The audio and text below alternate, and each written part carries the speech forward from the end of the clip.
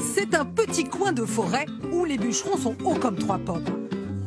Ici, les spaghettis sont les meilleurs du monde. Pas besoin de permission pour grimper aux arbres. L'école au milieu des bois, une tradition au Danemark. 2 maternelles sur 10 font classe dans la forêt. Est-ce un exemple à suivre? Dans cette école des bois, on déchiffre l'alphabet comme chez nous. Clara, montre-moi le A, s'il te plaît. Et il y a surtout la nature. 9 heures.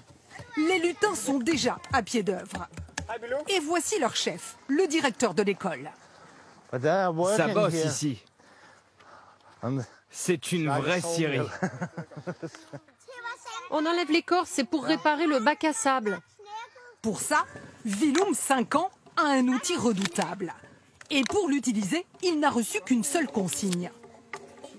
On m'a dit, fais attention à pas te faire mal. Pour obtenir ce couteau, il a su gagner la confiance de son instituteur.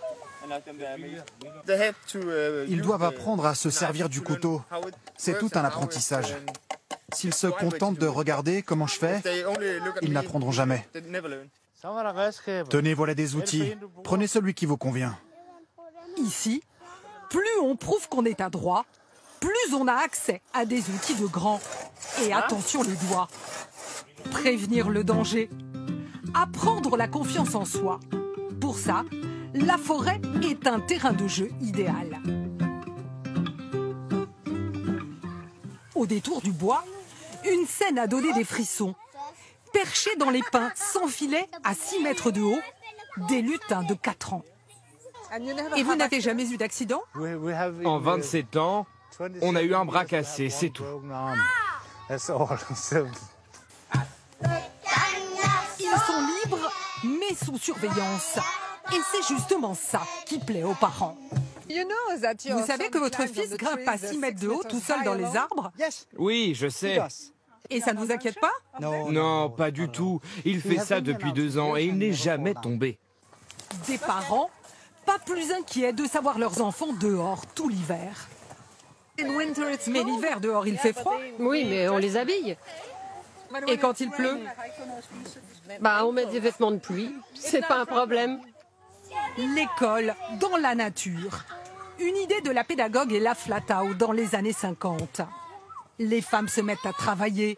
Elles ne gardent plus les enfants à la maison. Les écoles saturent. La forêt, c'est la solution pour accueillir plus d'élèves. Des maternelles comme celle-ci, le Danemark en compte plus de 700.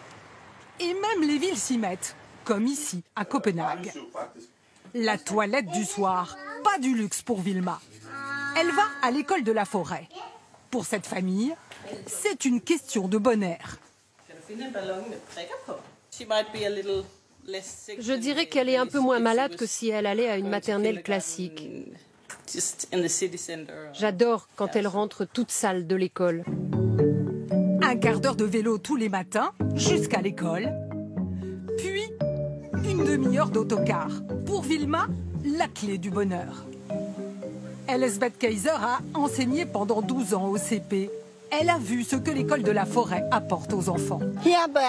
Ici, on développe l'imagination. Et cela fait des élèves plus indépendants, capables de travailler tout seuls. Et le concept s'exporte des maternelles à la danoise, en pleine nature comme celle-ci. Il y en a aujourd'hui en Allemagne et jusqu'en Australie. Ce n'est peut-être qu'un début.